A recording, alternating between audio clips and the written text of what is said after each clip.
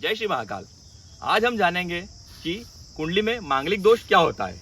ये जानने के लिए हम चलते हैं हमारे आचार्य जो कि है अंतिम जी पंचोली। आइए हम जानते हैं।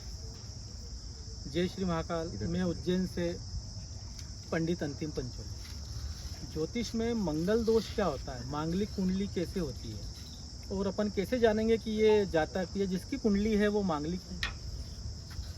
नियम व पद्धति ये है कि 1, 4, 7, 8, 12 में अगर किसी भी यजमान या जातक की कुंडली में मंगल रहता है तो वो मांगलिक बालक माना जाएगा या बालिका मानी जाएगा। अच्छा, अब उसके अंदर अपने को ये देखना है कि मंगल के भी प्रकार हैं।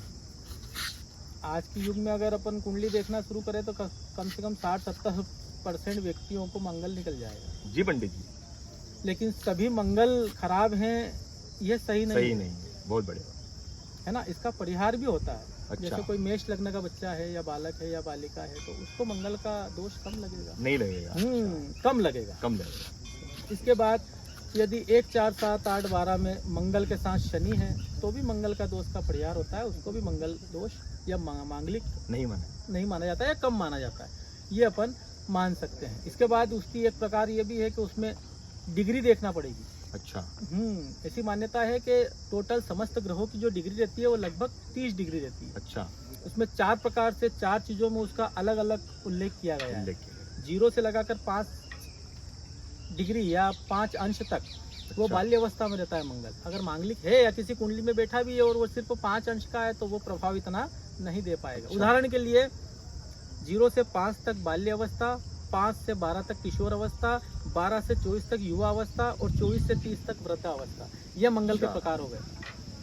अब आप खुद ही समझ सकते हैं कि अगर किसी कुंडली में या किसी जातक की जन्म पत्रिका में मांगलिक है लेकिन वो 5 डिग्री का है तो बाल्यावस्था यानी बच्चा है वो। अब बच्चा किसी का क्या नुकसान कर सकता है। बहुत बढ़िया। ठीक है। अब अपने को ये देखना है कि वो युवा अवस्था में अगर हो तो कोई भी व्यक्ति में जो पावर रहता है, आत्मिक शक्ति रहती है, शरीर का बल रहता है, वो युवा अवस्था में रहता है। बिल्कुल। तो युवा अवस्था मंगल की कब रहती है? 12 से लगा के 24 डिग्री तक। अगर कुंडली के अंदर 12 से लगा के 24 डिग्री तक मंगल है तो वो युवा अवस्था में है और वो प्रभाव डालेगा।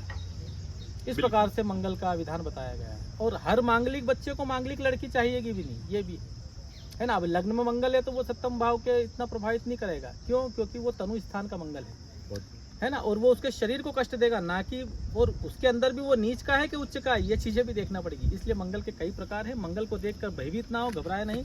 सुयोग्य ब्राह्मण से उचित मार्गदर्शन ले और उसका विधान करवाए। मंगल से डरे नहीं, उसका समाधान करे। बहुत बढ़िया। देखिए, जय श्री महाकाल।